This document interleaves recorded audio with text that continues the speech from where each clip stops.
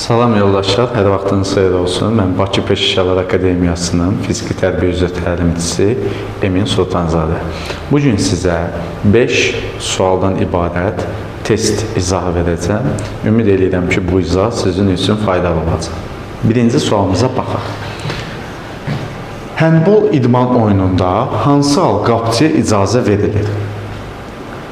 Biz bilirik ki, həndbol idman oyununda qapçının bir sahəsi var. Və bu sahə 6 metr təşkil edir ki, bura komandanın qapıçısından başqa heç kəs daxil ola bilməz. Və buna müvafiq cəzalar vardır. Yəni, əgər müdafiə oyuncusu da daxil olarsa, bu sərbəst zərbədir. Əgər müdafiə oyuncusu rəqibi aşkar müvəqqətsizliyə qol imkanına məhrum edərsə, bu 7 metr cərimə zərbəsidir. Yox, hücum edən oyuncusu, hücum edən komandanın oyuncusu da daxil olarsa, bu qapıdan zərbədir. Və qapçıya da nəyə icazə verilir, nəyə icazə verilmir, bu ilə də bağlı qaydalar var. Həndbol idman oyununda hansı o qapçı icazə verilir? Aha, biz birinci diqqətlə oxuduq ki, bizə deyir ki, icazə verilir. Okey. Qapını müdafiə edərək rəqibi təhlükəyə məruz qoymaq. Yəni, təsəvvür edək ki, qapçı öz qapçı meydançasındadır, amma rəqibi təhlükəyə məruz qoyur. Yəni, onu itələyə bilər, onun üzərinə tullana bilər. Belə şey qətiyyən icazə verilməz. İkinci, yəni B variantı. Topa nəzarət etməklə qapçı meydançasını əlində topla tərk etmək. Topa nəzarət etmək sözünün mənası budur ki, yəni top məndədir, bu topa mən nəzarət edeyim. Və yaxud top qapçı meydançasındadır. Onun üçün məndən, yəni qapçıdan başqa heç kəs ora daxil ola bilməz. Və əlimdə topla qapı meydançasını bir qapçısı olaraq tərk edə bilmərəm. Qəti şəkildə buna icazə verilmir. Bəli, qapçı meydançasını tərk edə bilərəm, amma topsuz. Yəni, top olmadan qapçı meydançasını tərk edə bilərəm, eyni zamanda qapçı meydançasına da topsuz qayıtmalıyam. Yəni, əlimdə topla nə qapçı meydançasına çıxa bilərəm, nə də qapçı meydançasına daxil ola bilərəm. Ona görə B variantında silirik. C variantı. Qapçı meydançasında yerləşərək oyun zonasında deyilənən topu toxunmaq. Təsəvvür eləyək ki, bu 6 metrlik məsafədə, burada bir çəkək.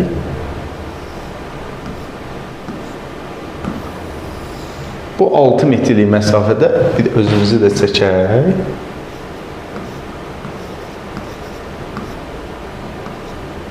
Özümüzü də çəkək. Təsəvvür eləyək ki, top buradadır. Mən isə qapçı meydançasındayım. Qapçı meydançasında yerləşərək mən heç bir halda əlimi uzadıb topu oradan götürə bilmərəm. Təsəvvür eləyək ki, bu top mən qapçı meydançasındayım, top qapçı meydançasının kənardadır və mən əlimi uzadıb oradan topu götürə bilmərəm. Necə götürə bilərəm? Özüm qapçı meydançasında olmalı deyiləm. Yəni, mən burada olsaydım, X qoyuram, mən burada olsaydım, mən bu qapçı meydançasından bir sözlə kənarda olsaydım, bu zaman mən həmin topu əlimi uzadıb götürərdim, əlimdə topla ora qayıda bilməzdim, komanda yoldaşlarıma ötürərdim, bu qaydada oyuna davam etdirə bilərdim. Amma bizə deyir ki, qapçı meydançasında yerləşərək oyun zonası deyilən topudur. Yəni, oyun zonasında yox, qapçı meydançasında yerləşərək qapçı meydançasında olan topu götürə bilərəm. Buna görə C variantının üstünə xətt çəkək. Qapçı zərbəsinin yerinə yetirilməsini ləngitmək. Buna da icazə verilmir. Ümumiyyətlə, həndbolda bir komanda əgər oyunu ləngidərsə, pasiv xəbərdarlıq vardır.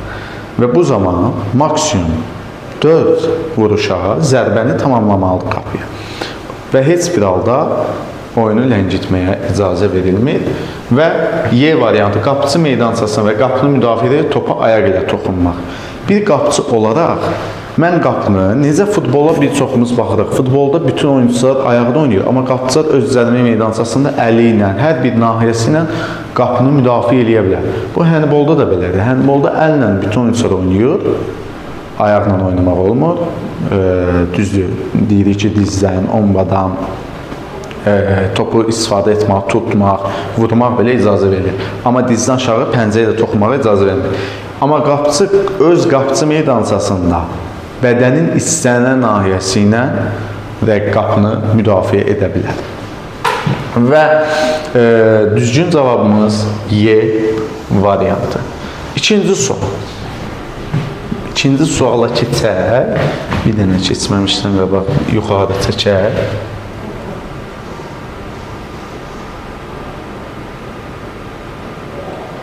Aha.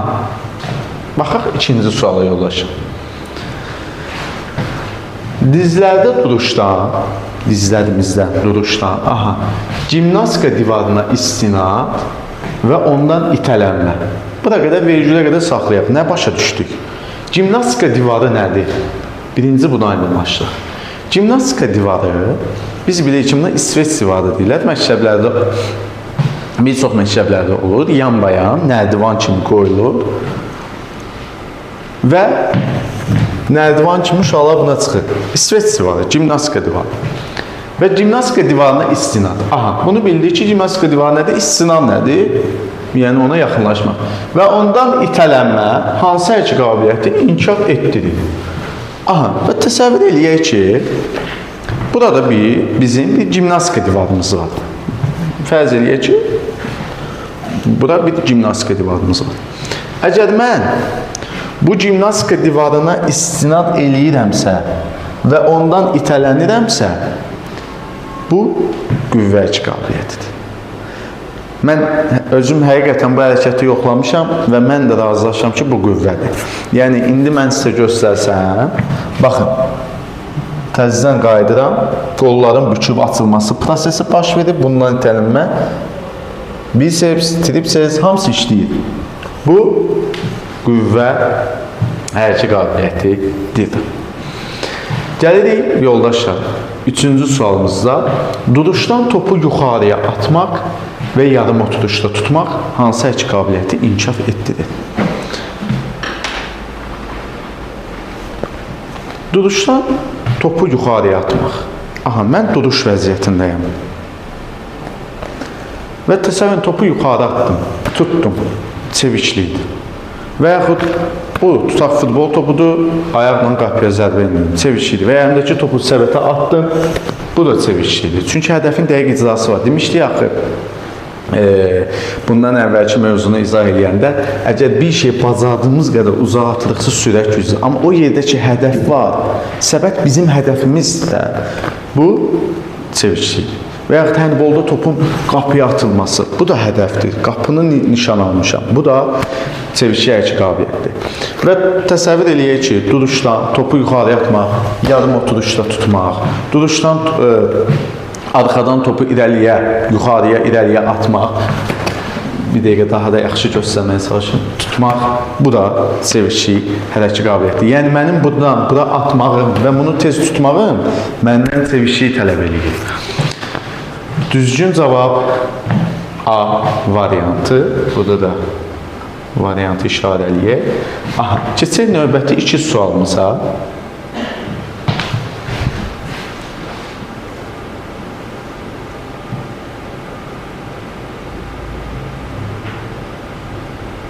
Aha, baxaq növbəti iki sualımıza. Üçüncü basketbolda 6.75 qövsünün daxilindən top səbətə düşərsə və bu zaman faul olarsa verilən qərarı göstərir. Üçüncü basketboldan, aha, aydınlaşdırdıq, bu üçüncü basketboldur və qövsün daxili, yəni böyük basketboldan səhv salmayaq. Və təsəvvür eləyək ki, bizim burada bir səbətimiz var. Bu lövhədir, bu da bir dənə belə səbətdir. Aha, bu da qövsdür.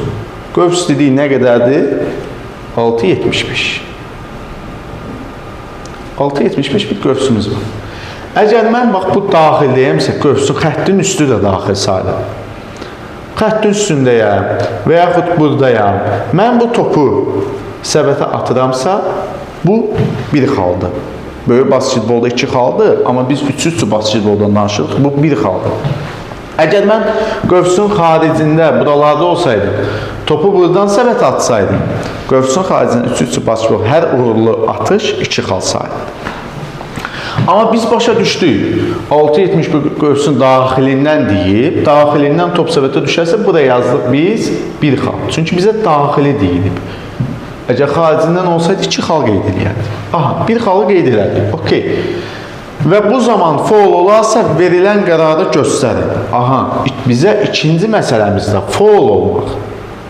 Aha, əgər top səbətə düşübsə, təsəvvür eləyək ki, mən buradan topu atırdım. Atdığım top səbətə düşdü, amma atdığım zaman kimsə gəldi mənim əlimdən blok qurma zaman səhv elədi, mənə fiziki təmas elədi. Bu zaman top səbətə düşübsə, bir xal üstə gəl, bir cərimə atışı, cərimə atışı. Əgər top səbətə düşməsəydi, xal düşməyibsə, niyə xal verilsin? Xal verilməyəcəkdi, sadəcə bir cərimə atışı veriləcəkdi. Yəni, mən topu səbətdən keçirməmişəm faul olsa da, mənə niyə xal verilsin? Xal verilmir. Yəni, burada düzgün cavab bir xal, bir cərimə atışı olacaq. Bir xal verilə, bir cərimə atışı verilə, düzgün cavab B olacaq. Amma mən sizə ümumi izah eləmək istəyirəm ki, bu ilə bağlı bir mövzuda çəkəcəm. Əgər top səbətə düşməsəydi, yazılsaydı, bu zaman sadəcə bir cərimə atışı veriləcəkdir. İnşallah növbəti üçüncü basketbol mövzusunu izah edərəm.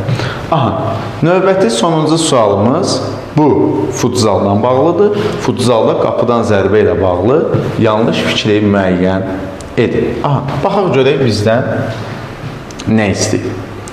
Futzalda qapıdan zərbə ilə bağlı, aha, biz diqqətlə oxuyuruq və görürük ki, bizə deyir ki, qapıdan zərbə. Aha, olsun qapıdan zərbə, qələmi götürüm. Aha, qapıdan zərbə ilə bağlı yanlış fikri deyir, müəyyən edin. Niyə qapıdan zərbə? Burada sərbəst zərbə də var, cərimə zərbəsi də var, 6 metrlik zərbə də var, 10 metrlik zərbə də var. Qapıdan zərbə. A variantı, topu əllə atıldıqdan və ya buraxıldıqda, o aşağı şəkildə hərəkət etdikdən sonra oyunda sayılır. Aha, bəli. Mən əlimdə top, qapçı olaraq topu əllə atdıqdan sonra bilirsiniz ki, futzalda qapıdan zərbə əl ilə başlanılır. Və futboldan fərqli olaraq futzalda əl ilə başlanılır, futbolda ayaq ilə başlanılır. Futbolda qapıdan zərbədən ayaqla başlandığına görə rəqib qapısına birbaşa vurulan qol qeyd alınır. Amma öz qapısına vurası, küncdən zərbə. Amma futzalda isə qapıdan zərbə əli ilə başladığına görə rəqib qapısına birbaşa atılan qol qeydə alınmır. Çünki futzalı bilirik də, ayaqla oynayırlar. Əllə atılan top necə qol qeydə alına bilər? Qol qeydə alınmır, qapıdan zərbə təyin edilir. Və mən qapıdan zərbə zamanı, qapıdan zərbə yalnız qapı zərbə əli ilə daxil edilir. Qamanın oyuncuları cərimə meydançasından kənarda olmalıdırlar. Və mən topu əllə atdıqdan sonra top oyunda hesab olunur. Aha, biz baxırıq, görürük ki, bu düzgün cavabdır. İkinci, yəni B variantı. Top müdafiə olunan komandanın qapıcı tərəfindən cərimə meydançası hissənin nöqtəsinə oyuna daxil edilir. Aha, burada saxlayaq. C variantına keçir. Top hakim komandanın hazır olduğunu işarə edildən sonra 4 saniyə ərzində oyuna daxil edilməlidir. Aha, ümumiyyətlə, futzalda qapıdan zərbə, sərbəst zərbə, cərimə zərbəsi maksimum 4 saniyə ərzində yerinə yetirilməlidir. Eləcə də 10 metrlik zərbə. Əgər 4 saniyədən çox yerinə yetirilərsə, bu sərbəst zərbə olaraq qeyd alınır. Yalnız və yalnız küncdən zərbə də maksimum 4 saniyəni etməlidir. Küncdən zərbə isə 4 saniyə yerinə yetirilməsə, maksimum 4 saniyəni aşsa, bu zaman qapıdan zərbə təyin olunur. Və top hakim komandanın hazır onu işarə ediləndən sonra 4 saniyə ərzində oyuna daxil edilməlidir. Bəli, bu da düzgündür deyə biz yanlış axtarırıq, bunun üstünə xətt çəkirik. D variantı, rəqib komandanın oyuncuları topun oyuna daxil edilməlisinə qədər topu oyuna daxil edən komandanın cərimə meydançası kənarda olmalıdır. Bəli, bayaq da bu haqda fikir bildirdim ki, ümumiyyətlə, futzalda qapıdan zərbəsi yalnız qapıcı tərəfindən əli ilə daxil edilir. Və rəqib komandanın oyuncuları cərimə meydançasına kənarda olmalıdırlar. Bizim orada bir 6 metrlik cərimə meydançamız var. Rəqib komandanın oyuncuları qapıdan cərimə meydançasına kənarda olmalıdır. Və burada da görürük ki, eyni cümlə yazılıb. Ona görə bu da düzdür. Biz yanlış axtardıq. Ona görə bunun da üstündən xətt çəkirik. Y variantı. Topun qapıdan oyuna daxil edilməsi yerinə yetirilərkən rəqib komandanın oyuncusu topun oyuna daxil edilməsinə qədər cərimə meydançasına daxil olarsa, sərbəst zərbə təyin edilir. Aha. Burada da biz B-nin üstündən B düzdür. Bayaq mən bunu saxladım izah üçün. Top müdafiə olunan komandanın qapıcı tərəfindən cərimə meydançasına istənilən nöqtəsinə daxil edilir. Yəni yalnız qapıcı tərəfindən əl ilə daxil edilir. Rəqib komandanın cərimə meydançasına kənarda olmalıdır. Y variantında isə topun qapıdan oyunun daxil edilməsi yerinə yetirilərkən rəqib komandanın topun oyuna daxil cərimə meydanına daxil olarsa, biz bilirik, bəli, cərimə meydançasına kənarda olmalıdır. Amma daxil olarsa, sərbəst zərbə təyin edilir, yox. Zərbə yenidən